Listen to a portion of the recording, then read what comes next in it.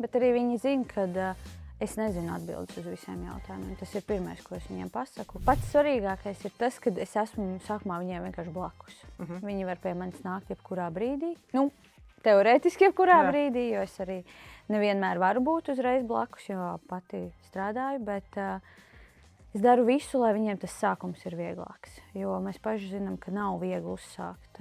It īpaši tiem, kas ir vispār pirmo reizi skolā. Viņiem tā ir jauna pasaule. Viņi nezina, principā gandrīz neko, tikai viņi zina, ka viņi grib mācīt.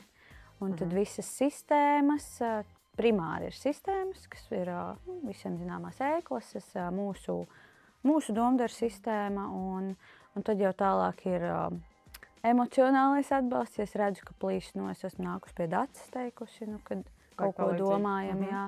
Es ar Ildi esmu runājusi, ka kādam varbūt vēl kaut kādu atbalstu vajag. Cenšos būt un pamanīt to, ko viņiem vajag. Protams, sākumā tu palīdzi viņiem ienākt.